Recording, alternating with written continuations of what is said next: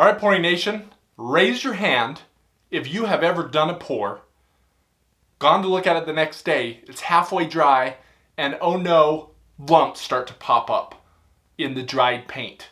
And there's nothing you can do about it at that point. Been there, done that many times. There's a few different reasons why you get lumps in paint. The main reason is the paint isn't mixed enough. Generally what we do is we say, I want 1 part of paint and 2 parts of pouring medium, I pour it all in and I mix it all up and I'm good to go. Some paints don't mix well that way.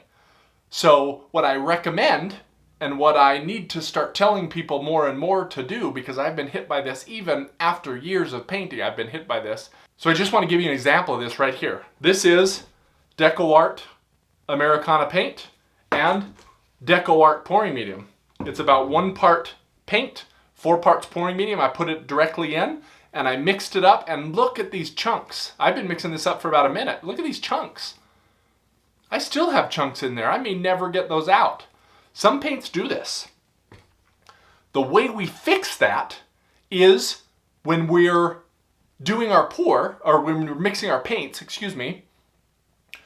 we want to mix very little amount of pouring medium into the paint. So maybe 1 part paint, a 1/2 part pouring medium, or a 1/4 part pouring medium. Put that in, mix it up, make sure it's mixed up well, add another 1/4 part or 1/2 part pouring medium. So less pouring medium initially than paint, mix it up. When we get to the same amount of pouring medium as paint, then add, another part of pouring medium, mix it up, and then the last part, if you're doing 1 part paint to 3 parts pouring medium or 2 parts pouring medium, to get there. What that does is it allows the paint to mix with the little bit of pouring medium really well. And now the paint is a little bit more liquidy, because that's what the pouring medium does, it thins it out.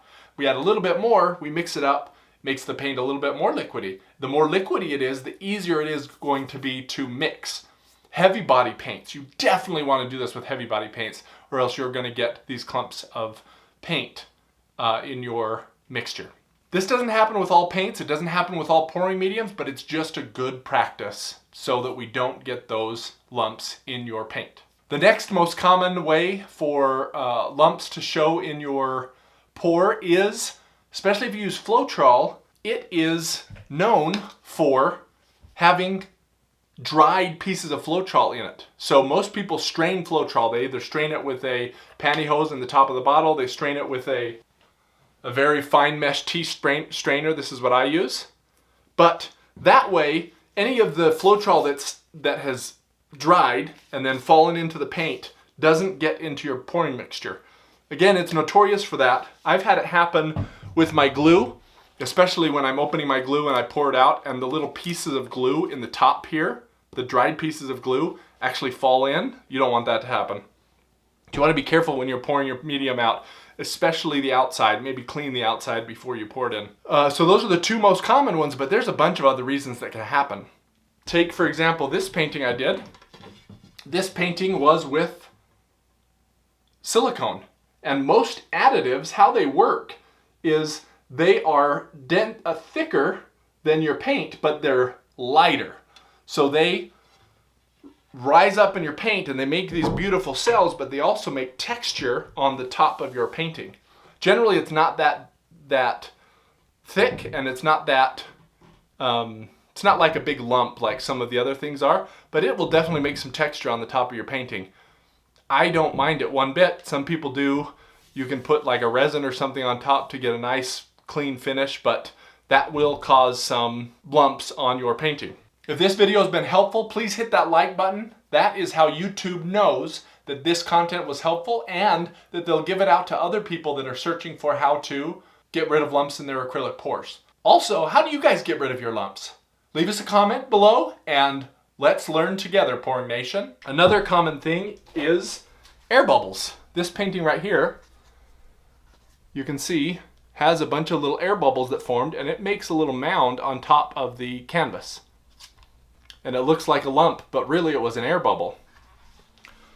You can get rid of air bubbles by mixing your paint, leaving it for an hour, and then very slightly mixing it before using it. That way the air bubbles have some time to come out of your paint, to rise up and come out of your paint. Some people leave their paints overnight. That is another option for getting rid of lumps in your paint. Another reason lumps happen is thick paint is notorious for having even more of these air bubbles. This was very thick, not very high quality paint, and I got a bunch of these little deformations on my painting. So that's another reason having too thick of paint can make some of that there. This is one where I did not mix well enough. You can see my orange. I have a big glop of orange paint here that didn't get integrated in, and it made a big bump. You can see it right there in the light. A big bump on my painting. Another one is sometimes, especially when you use different types of paint, you might get the thickness of the different paints to be slightly different.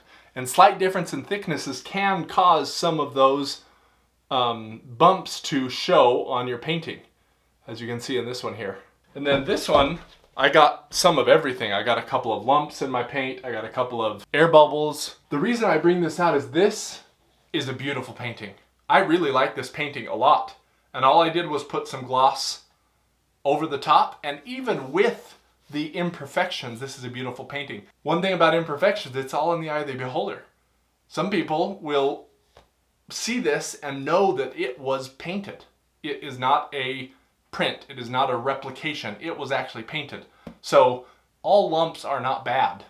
I know as artists, we tend to get down on ourselves for things like that, but all lumps aren't bad. It just shows that it was a handmade product. Make sure you're straining your Floetrol. That's very important. Make sure you're mixing slowly and small amounts so that your paint gets completely mixed.